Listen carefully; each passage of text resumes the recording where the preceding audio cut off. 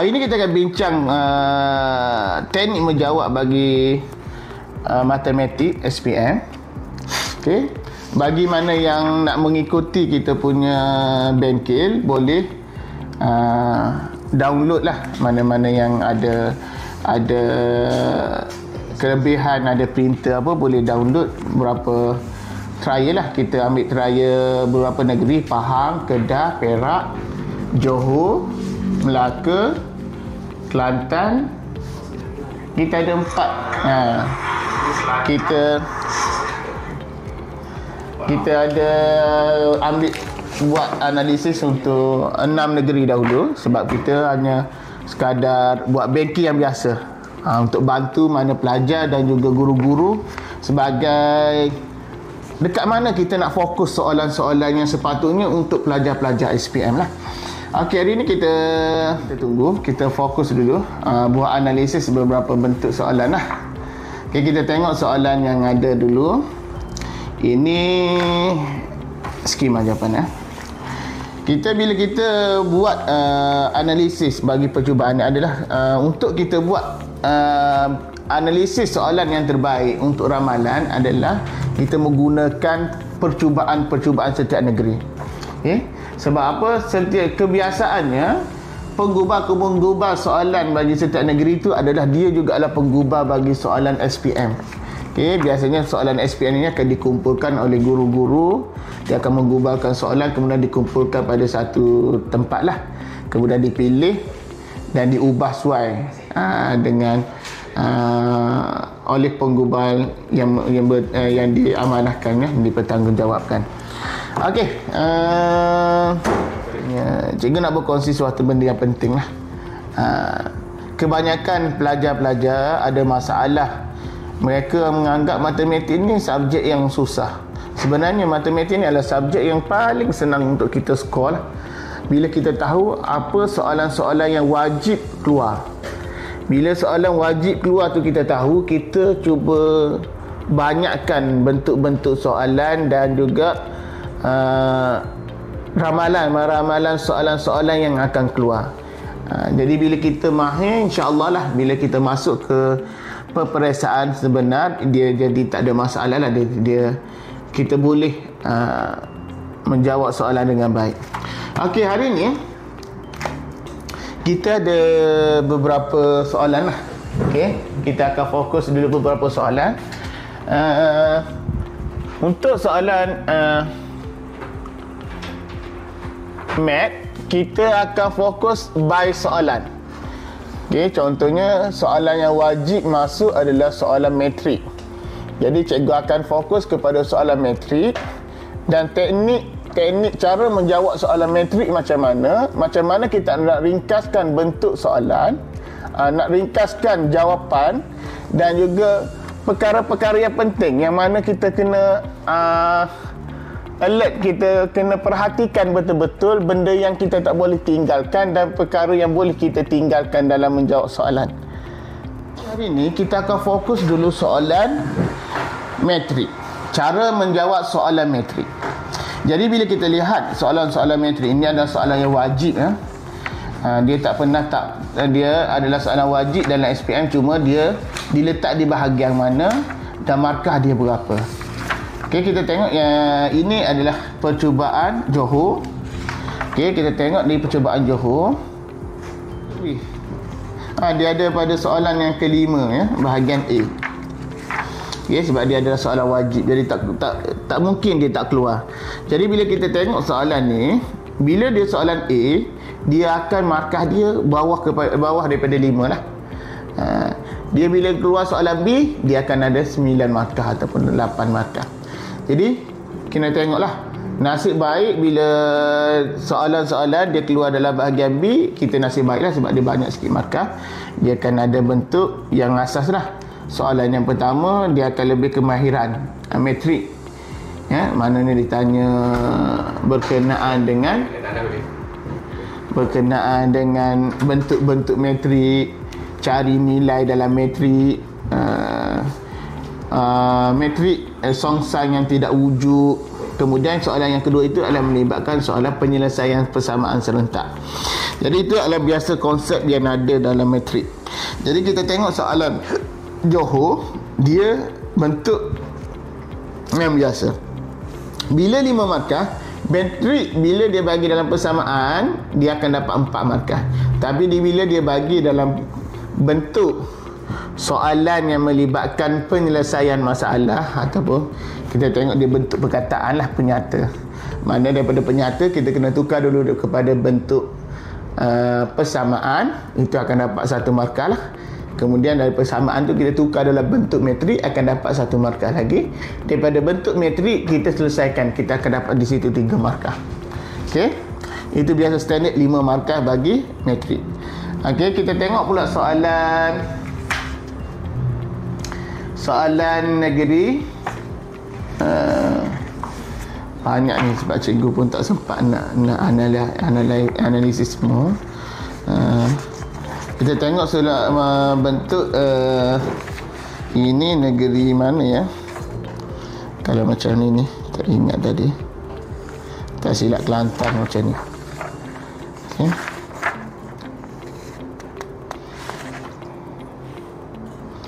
Okey, dia ada soalan yang ke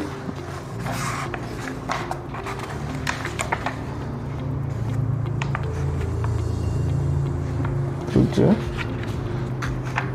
8, 10. Okey, dia dah bahagian B. Tengok, seperti yang cikgu cakap sebelum ni, bila dia bahagian B, dia akan dapat markah 9. Okey, kita akan dapat 9 markah. Okay.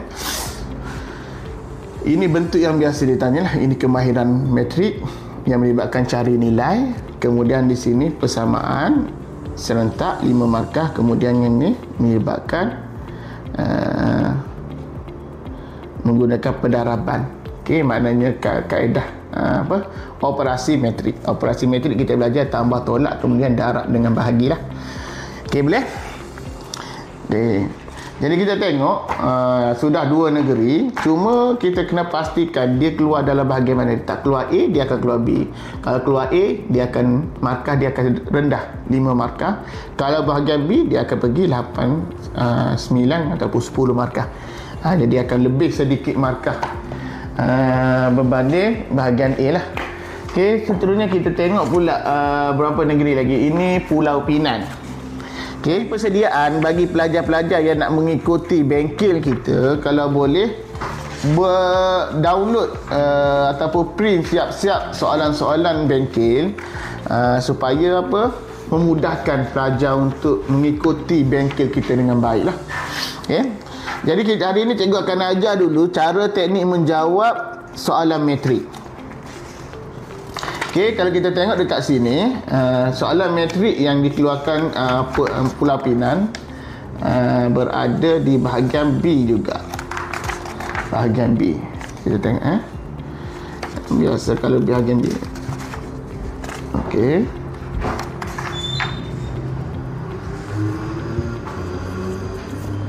Ada keluar tak? Sebab dia wajib keluar. Kalau dia tak keluar tu nak keluar bahagian C. Bila bahagian C ni kita boleh pilih lah. Tapi kalau boleh kita jangan tinggalkan lah soalan metrik. Ini bahagian C. Okey, Pulau Pinang dia masukkan soalan metrik bahagian C dengan membawa markah 5 markah. Okey. Okey, kita tengok negeri 9. Okey, kita tengok negeri 9. Dia akan keluar soalan yang ke bahagian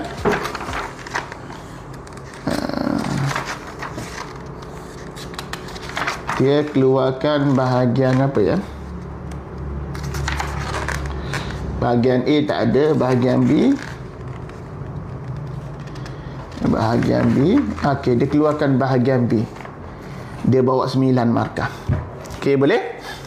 Jadi sebab tu cara kita nak mengenal pasti, nak belajar berkenaan dengan macam mana kita nak skor soalan SPM, pertama kita kena tahu dulu bab apa yang kita nak kena kuasai. Setengah-setengah pelajar cikgu jumpalah yang pergi ke pusat tuition yang cikgu rasa cikgu tu kurang berpengalaman sebab dia fokus kepada soalan-soalan yang tidak famous ataupun bukan soalan yang wajib keluar. Jadi bila dia habiskan masa soalan yang tidak fokus kepada soalan bab-bab silibus yang tidak sepatutnya ataupun dia fokus kepada silibus yang susah. Jadi cara senang untuk kita skor matematik SPM ni, pertama kita cari soalan yang markah banyak dan senang. Jadi apa soalan markah yang banyak dan senang itu? Pertamanya adalah metrik. Soalan metrik. Okay, yang kedua apa? Probability. Okay, probability soalan yang senang juga. Yang ketiga apa? Soalannya lukisan. Statistik.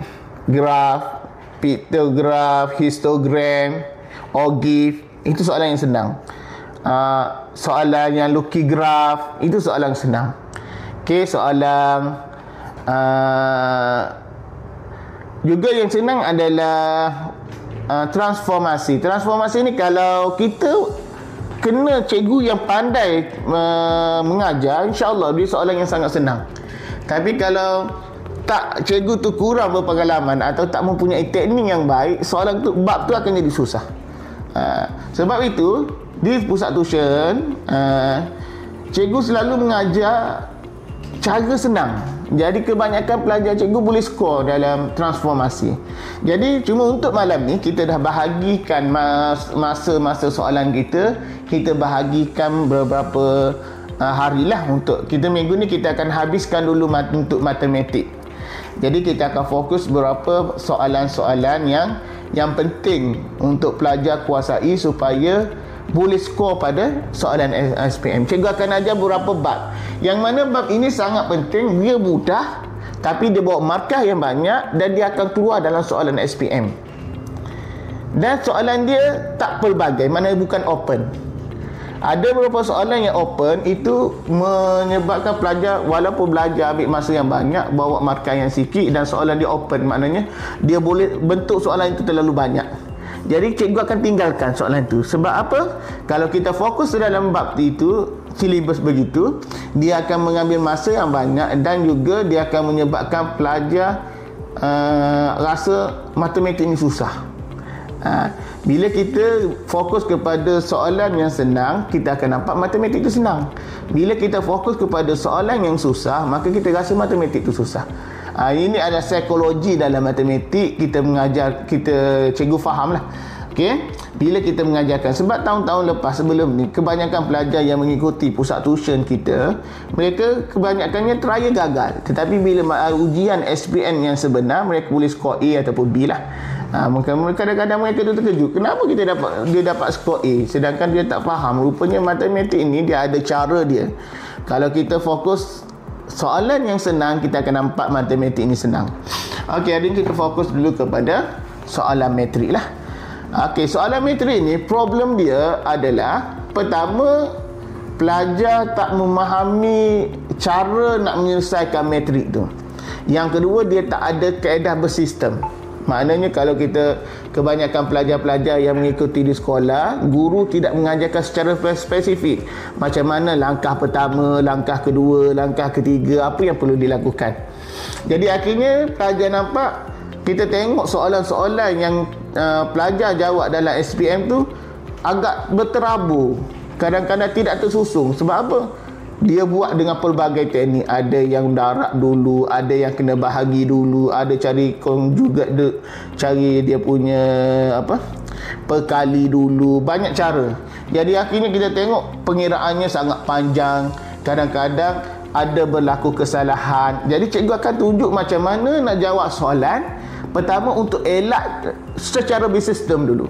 Pertama kena buat apa, kedua kena buat apa, ketiga kena buat apa. Di samping itu cikgu akan ajar juga apa yang biasanya berlaku kesalahan bagi pelajar-pelajar lah. Okey, kita akan cuba jawab beberapa soalan dulu. Kita dah tunjukkan tadi beberapa negeri. Ada lagi tak silap cikgu negeri yang cikgu tak tunjukkan?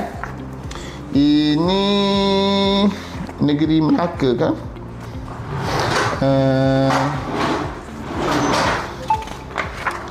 Kita tengok dekat sini.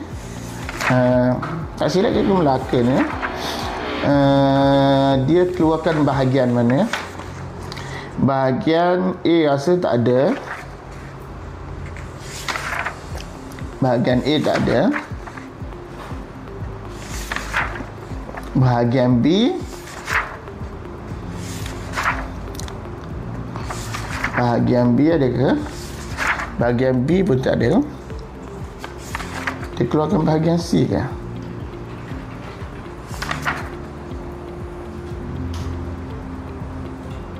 Ya, dia keluarkan bahagian C juga dengan bawa 4 markah.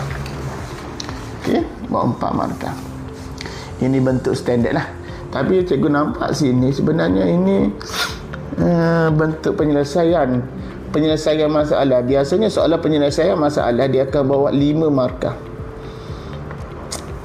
Sebab yang pertama dari bentuk penyelesaian masalah, kita perlu tukar dia kepada bentuk metrik. Kita akan dapat bentuk persamaan serentak. Kita akan dapat 1 markah. Dan bentuk persamaan tukar dalam bentuk metrik, dapat lagi 1 markah. Dan 3 markah itu untuk penyelesaian metrik lah. Kita cari songsan, kita darab, dapat nilai. Ini sebenarnya 5 markah ni. Ini negeri mana? Kalau tengok bentuk selama cikgu mengajar, soalan bentuk macam ni adalah nilai dia 5 markah.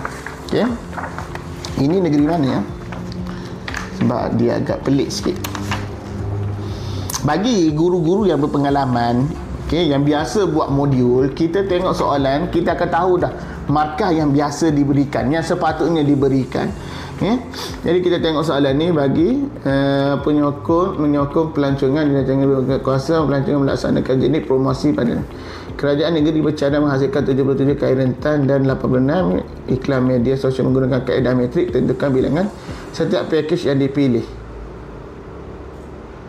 Tentukan bilangan setiap pakej yang dipilih. Okey. Tapi dia bagi dalam bentuk macam ni agak simple lah. Maknanya kita terus pakej A dapat 3 X dengan Y terus. Agak senang. Jadi mungkin situ dia rasakan bahawa bentuk ini terlalu simple, tak perlu diberi markah lah. Itu biasanya dalam teknik penggubalan soalan, kita biasanya tidak perlu terlalu rigid atau terlalu menganggap bahawa teknik mesti soalan makan ni mesti diberi markah, di sini mesti diberi markah. Ini adalah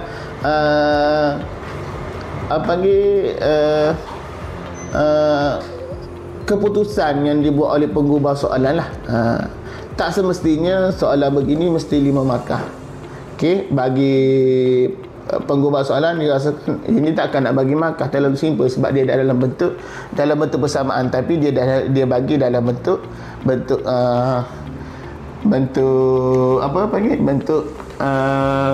table, bentuk jadual. Ada lagi ke soalan yang cikgu tak tengok? Rasanya dah keseluruhan. Ada satu lagi. Okey, ni daripada Kelantan. Ini Kelantan semua. Okey, kita tengok di Kelantan dia akan ada di bahagian apa ya?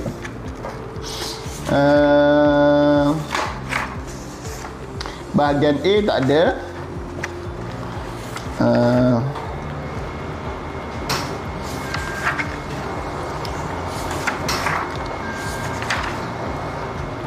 Bahagian A tak ada. Jadi kita tengok, oh dia ada keluar bahagian B. Okey. Bila bahagian B dia tengok 9 markah. Okey, 9 markah. Itu bila biasanya lah. Sebab itu cikgu kata untuk kita meramal soalan-soalan SPM bagi matematik ni terlalu simple. Tak perlu guru berpengalaman sampai 10 tahun. Biasanya dah 3 tahun dah cikgu dah dapat jangkakan dah soalan apa yang wajib masuk, soalan apa yang tak keluar dalam SPM, apa soalan pilihan, dan soalan apa yang senang dan mudah untuk pelajar skor. Jadi sebab tu antara pelajar bab yang paling simple cikgu gunakan untuk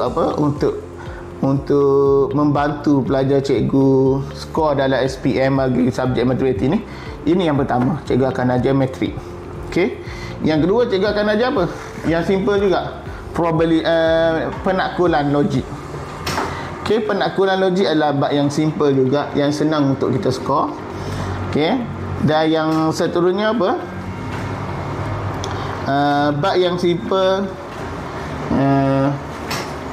bab yang simple juga adalah OGIF. Tadi cikgu dah ada cerita tadi kan, saya jadi cikgu ulang banyak kali. Ini adalah negeri Perak.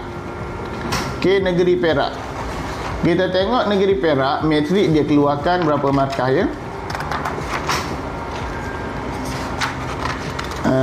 Negeri Perak dia keluarkan bahagian ada soalan nombor 9 Soalan nombor 9 bahagian A bawa 5 markah.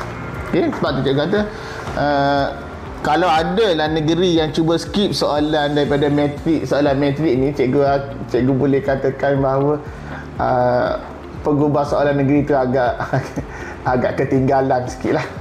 Agak ketinggalan sikit dari segi ilmu kemahiran asas lah dalam pemilihan soalan untuk dimasukkan dalam percubaan.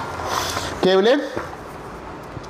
Jadi sekarang kita buktikan bahawa soalan matrik ini adalah soalan yang selalu keluar dalam SPM, dan juga dia soalan yang macam mana cikgu nak cerita, soalan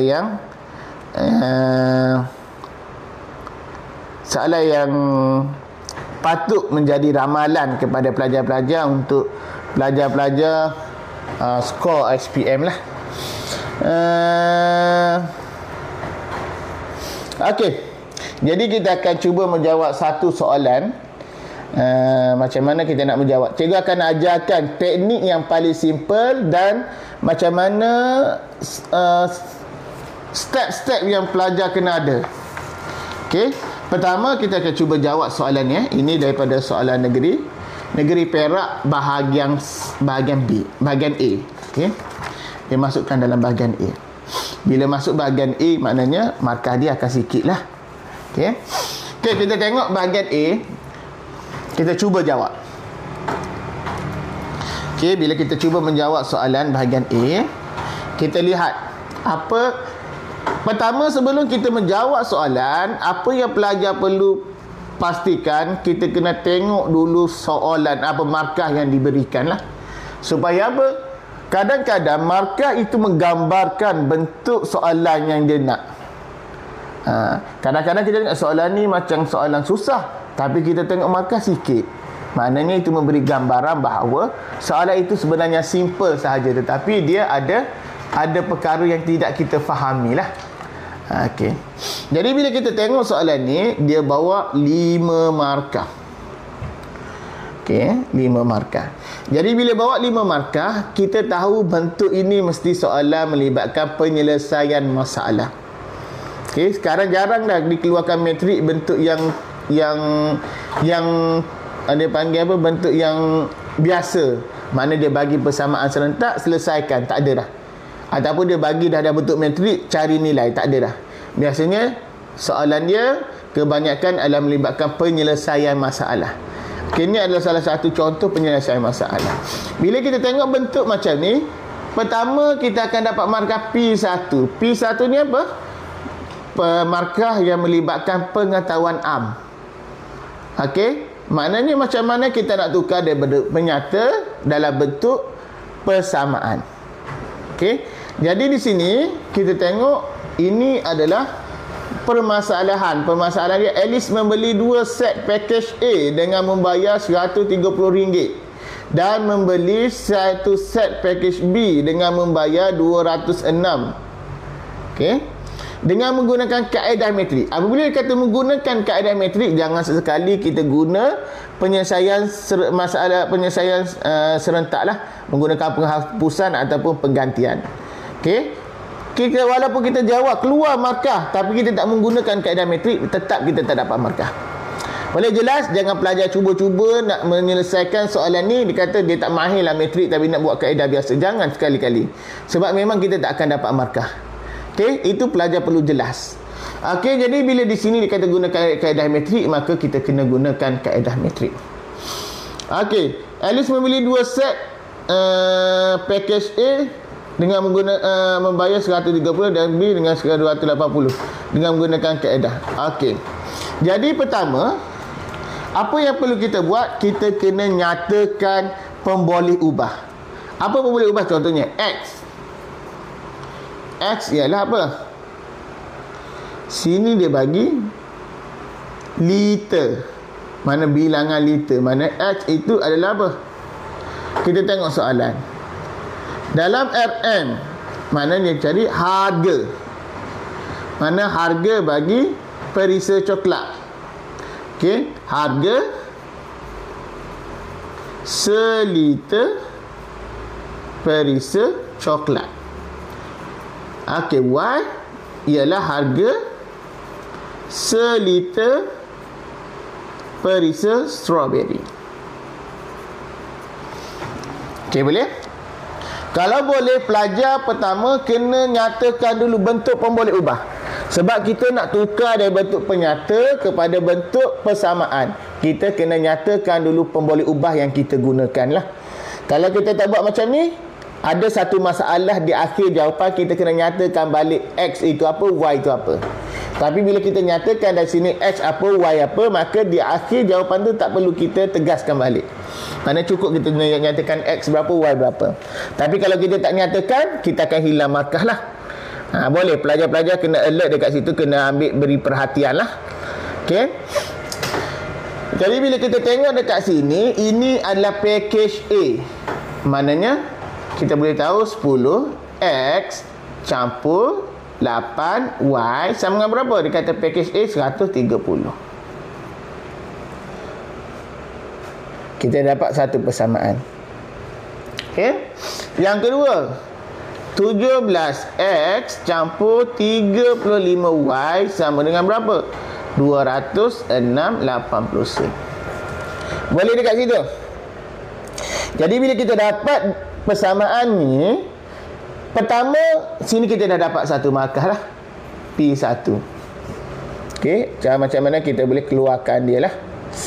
Okey, di sini kita tengok, bila kita nak tukarkan dalam bentuk persamaan kepada bentuk metrik, pertama kita kena perhatikan ni, X mesti sejajar dengan Y mesti sejajar. Sebab apa? Cikgu pernah buat bentuk soalan yang mana X dengan Y itu tidak sejajar. Cikgu bagi kepada pelajar-pelajar dan kebanyakan kes boleh dikatakan hampir 90% pelajar akan silap. Sebab apa? Dia tidak memperhatikan X dengan Y itu mesti sejajar. Okey, jadi pertama kita kena tengok X dengan Y itu mesti sejajar lah. Kalau tak sejajar maknanya tidak sama, kita kena tukar dia. Okey.